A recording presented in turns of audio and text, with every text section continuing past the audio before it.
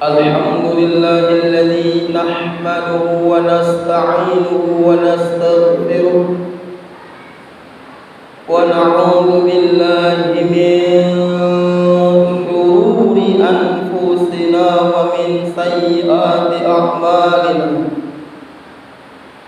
من يهده الله فلا مضل له ومن يضلل فلا هادي له أشهد أن لا إله إلا الله وحده لا شريك له وأشهد أن محمدا عبده ورسوله يا أيها الذين آمنوا اتقوا الله حق تقاته ولا تموتن إلا وأنتم مسلمون أما بعد فإن أصدق الحديث كتاب الله وخير الحديث حديث محمد صلى الله عليه وسلم وشر الأمور محدثاتها وكل محدثات بدعة وكل بدعة ضلالة وكل ضلالة في النار. Kaum muslimin sidang Jumat yang dimuliakan Allah Subhanahu wa taala. Marilah kita senantiasa bersyukur kepada Allah Subhanahu wa taala atas begitu banyak nikmat yang Allah berikan kepada kita. Nikmat iman, nikmat Islam, dan nikmat sehat. Salawat serta salam semoga tercurahkan kepada baginda Nabi besar Muhammad sallallahu alaihi wasallam, kepada keluarganya, kepada sahabatnya, kepada semua pengikutnya yang istiqomah. Kaum muslimin sidang Jumat yang dimuliakan Allah Subhanahu wa taala. Dan juga marilah kita senantiasa tingkatkan kualitas iman dan takwa kita kepada Allah Subhanahu wa taala dengan bersungguh-sungguh menjalankan apa yang Allah perintahkan dan bersungguh-sungguh meninggalkan apa yang Allah larang. Kaum muslimin rahimakumullah, pada kesempatan Jumat siang hari ini khatib akan menyampaikan khutbah tentang kisah Nabi Ibrahim alaihi salam. Banyak pelajaran yang bisa kita ambil dari kisah Nabi Ibrahim alaihi salam. Salah satunya tentang berkurban. Ketika Nabi Ibrahim alaihi salam menikah dengan Sarah, puluhan tahun Nabi Ibrahim menikah dengan Sarah, belum dikaruniai seorang anak. Kemudian Nabi Ibrahim alaihissalam berdoa kepada Allah pagi, siang, malam supaya dikaruniai seorang anak. Doa Nabi Ibrahim diabadikan dalam surat As-Saffat ayat 100. Rabbi habli minas salihin. Rabbi habli minas salihin. Ya Allah, anugerahilah kepada kami ya Allah anak yang soleh. Itu beliau lantunkan, Rabbi habli minas salihin. Hal ini diketahui oleh istrinya Sarah. Lalu berkatalah kepada suaminya, wahai suamiku, sesungguhnya aku ditakdirkan oleh Allah Subhanahu wa taala tidak memiliki keturunan, menikahlah wahai suamiku dengan Hajar. Mudah-mudahan kalian dikaruniai seorang anak. Singkat cerita, menikahlah Nabi Ibrahim dengan Hajar dan melahirkan seorang anak yang bernama Ismail. Penantian yang sangat panjang, kerinduan yang sangat panjang untuk kehadiran seorang anak yang soleh, yang lucu. Akan tetapi setelah Allah beri anak, Allah Subhanahu wa ta'ala menguji Nabi Ibrahim bagaimana keimanan kepada Allah, bagaimana kepatuhannya kepada Allah, yaitu bagaimana dalam sebuah mimpi yang diabadikan dalam Al-Quran As-Saffat 102. Ya bunayya inni ara fil manami anni azbahuka fanzur madza tara. Qala ya abati fa'al ma tu'maru satajiduni insyaallah minas sabirin. Ya bunayya, wahai buah hatiku, wahai anakku, inni ara fil manami, semalam ayah bermimpi nak, anni azbahuka, untuk menyembelihmu sebagai kurban. Fanzur madza tara, bagaimana pendapatmu nak terhadap mimpi yang ayah alami? Qala, berkatalah Ismail, ya abati fa'al, wahai ayahku, lakukanlah ma tu'maru, apa yang diperintahkan Allah kepadamu wahai ayahku. Satajiduni insyaallah minas sabirin, mudah-mudahan kau mendapatiku dalam keadaan yang sabar. Kaum muslimin rahimakumullah, bagaimana dialog Nabi Ibrahim dan Ismail ketika mendapat perintah dari Allah untuk menyembelih anaknya. Rindu yang begitu panjang kehadiran seorang anak diuji, maka sami'na wa ata'na. Kita yang hadir di Masjid Al-Ihsan Air Raya ini merindukan memiliki sosok ayah yang soleh seperti solehnya Nabi Ibrahim, yang bertanggung jawab, yang berhasil mendidik anak-anaknya, yang taat kepada Allah. Kaum muslimin, anak itu amanah dari Allah. Nabi Ibrahim berhasil sukses dalam mendidik anak-anaknya. Bagaimana ketika dia menjawab, ya abati fa'al, wahai ayahku, lakukan ma tu'maru, apa yang Allah perintahkan kepadamu. Luar biasa kepatuhan seorang anak, hasil didikan Nabi Ibrahim alaihissalam. Dan kita yang hadir di masjid ini, jamaah sekalian, merindukan memiliki anak yang soleh seperti solehnya Nabi Ismail.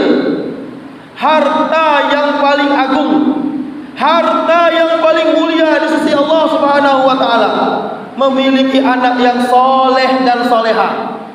Kenapa? Sebab karena merekalah yang nantinya yang akan mendoakan kita, Pak, ketika tubuh ini terbujur kaku di alam kubur.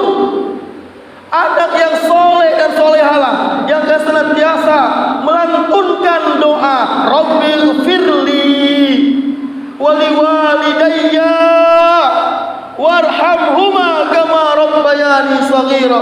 Ya Allah, ampunilah dosaku ya Allah, dosa ibu bapakku ya Allah. Sayangilah mereka sebagaimana mereka telah menyayangiku sewaktu aku masih kecil. Ini kita selaku orang tua butuh doa ini, jamaah sekalian.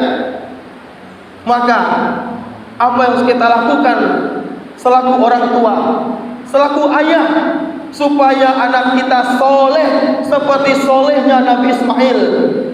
Yang pertama, tanamkan tauhid kepada anak kita, kenalkan kepada Sang Pencipta langit dan bumi, Allah Subhanahu wa taala. Yang kedua, ajarkan dia Al-Qur'an. Yang ketiga, perintahkan dia salat. Yang pertama, kenalkan kepada Allah. Sebagaimana Luqman mengajarkan kepada anak-anaknya, wa idh qala Luqmanu libni wa huwa ya'idu ya bunayya la tusyrik billah inna syirka la dzulmun adzim.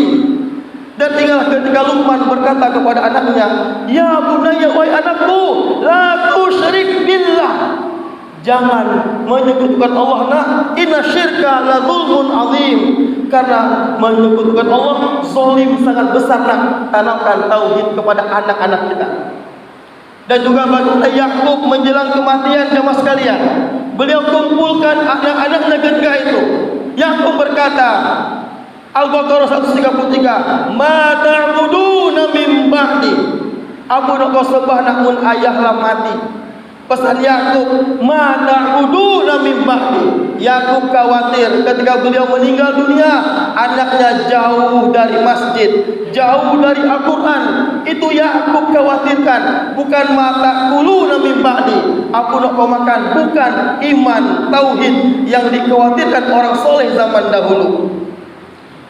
Yang kedua, langkah kita sebagai orang tua, ajarkan Al-Quran kepada anak-anak kita. Jangan sampai jamaah sekalian, kita yang hadir di sini tergolong orang tua yang durhaka, ayah yang durhaka. Ini dikisahkan di zaman Umar bin Khattab. Ada seorang ayah mengadu kepada Umar bin Khattab tentang kedurhakaan anaknya. Wahai Amirul Mukminin, wahai Umar bin Khattab, anak saya durhaka, zalim kepada aku, wahai Umar. Kemudian Umar memanggil sang bapak, sang ayah. Disidanglah mereka berdua. Lalu ketika Umar memberi nasihat kepada anaknya, anaknya pun menjawab, lalu berkata, wahai Umar bin Khattab, apakah saya selaku anak memiliki hak dari orang tua saya? Umar pun menjawab, punya wahai anak. Apa hak saya wahai Umar? Yang pertama, hak kamu dari ayahmu, mendapatkan ibu yang baik. Yang kedua, mendapatkan nama yang baik. Yang ketiga, mendapatkan pelajaran Al-Quran dari ayahmu. Mendengar itu, wahai Umar, apa yang kau sampaikan tadi tidak ada satu pun yang ditunaikan oleh ayahku. Ibuku dari agama Majusi, namaku Ju'al kumbang kelapa. Aku tidak pernah diajarkan satu huruf Al-Quran dari ayahku. Mendengar itu Umar marah. Umar memanggil sang bapak, wahai sang bapak, kamu zalim, durhaka kepada anakmu. Sebelum anakmu durhaka kepadamu, kamu beri dia ibu dari agama Majusi, kamu beri nama Ju'al kumbang kelapa. Kamu tidak pernah mengajarkan satu Al-Quran kepada anakmu. Kamu sibuk bekerja dari pagi sampai sore, malam kecapean tidur, kamu tidak sempat mengajarkan alif bata kepada anak-anakmu. Kamu orang tua yang zalim. Anak adalah amanah dari Allah Subhanahu wa taala. Jangan kau sia-siakan amanah tersebut. Kaum muslimin rahimakumullah. Yang ketiga, ajarkan mereka salat. Muru auladakum bis salat. Perintahkan anak-anakmu yang salat umur 10 tahun dan pukul dia ketika perintahkan anakmu yang salat umur 7 tahun dan 10 tahun dipukul ketika kamu yang salat, dan pisah tempat tidur mereka. Kalau kita melihat jamaah sekalian, anak-anak di zaman sekarang, bil khusus Tanjung Pandan, kita melihat anak SD sebagian kecil di masjid, anak SMP menghilang, anak SMA menghilang. Kemana mereka? Bukti keimanan sang hamba kepada Allah, mereka memakmurkan masjid Allah. Khatib sering jamaah sekalian mengisi ceramah anak SD, SMP, SMA. Anak SMP berjumlah ada yang 300, ada yang 400 siswa. Anak SMA yang berjumlah ada yang 900, ada yang 800. Ketika ditanya, Siapa yang tadi pagi sholat subuh ke masjid, dari sekian ratus, dari 900 siswa-siswi yang menjawab hanya 2-3 anak. Aina abuka, di mana ayahmu nak? Kemana ayahmu? Dari 800, 2-3 anak yang menjawab sholat di masjid, subuh di masjid. Maka peran orang tua sangat penting jemaah sekalian. Jangan sia-siakan anak. Sebelum khotib tutup, ada sebuah kurikulum yang sederhana menghasilkan ilmu yang berkualitas. Pondok pesantren.